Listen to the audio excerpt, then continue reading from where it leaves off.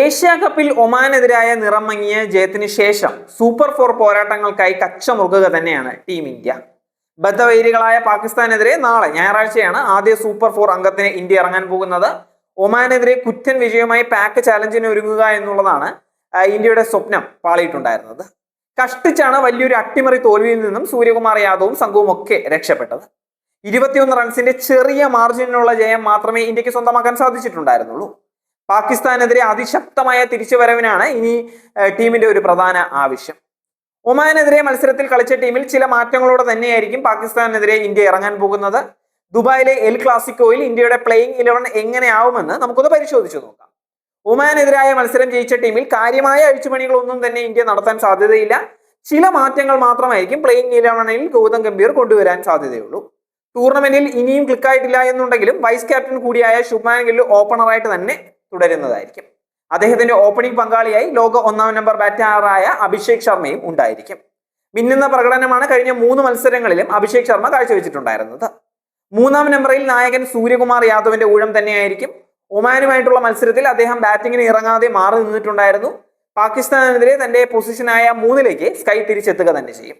4-മനായി കളിക്കുക തിലക് വർമ്മയായിരിക്കും. ഒമാനെതിരെ ബാറ്റിംഗിൽ ടോപ്പ് 5-ന് താഴെയാണ് അദ്ദേഹത്തെ കളിപ്പിച്ചിട്ടുണ്ടായിരുന്നത്. 5-മനായി മലയാളി വിക്കറ്റ് കീപ്പർ സഞ്ജു സാംസനെ നിലനിർത്തുമെന്നാണ് പ്രതീക്ഷിക്കാൻ സാധിക്കുന്ന ഒരു കാര്യം. കഴിഞ്ഞ മത്സരത്തിൽ 56 റൺസ് നേടിയിട്ടുണ്ടായിരുന്നു എന്നുണ്ടെങ്കിലും വളരെ സ്ലോ ബാറ്റിംഗ് ആണ് അദ്ദേഹം കാഴ്ചവെച്ചിട്ടുണ്ടായിരുന്നത്.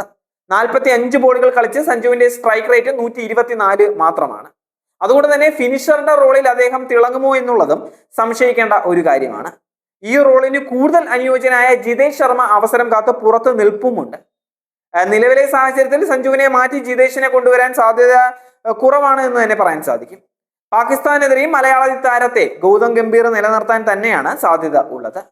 സഞ്ജു കഴിഞ്ഞാൽ 6ഉം 7ഉം സ്ഥാനങ്ങളിൽ മീഡിയം പേസ് ഓൾറൗണ്ടർമാരായ ശിവൻ ദൂബയും ഹാർദിക് പാണ്ഡ്യയായിരിക്കും കളിക്കുന്നത്.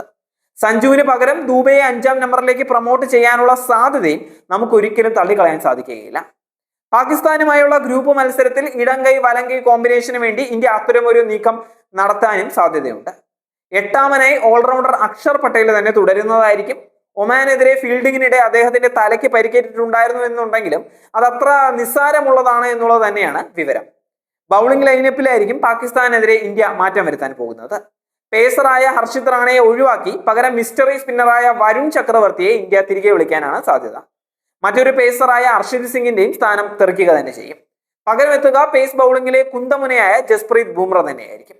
സ്റ്റാർ സ്പിന്നറായ കുൽദീപ് യാദവിലായിരിക്കും ഇന്ത്യയിലെ പ്ലേയിങ് 11-ലെ അവസാനത്തെ ആള്.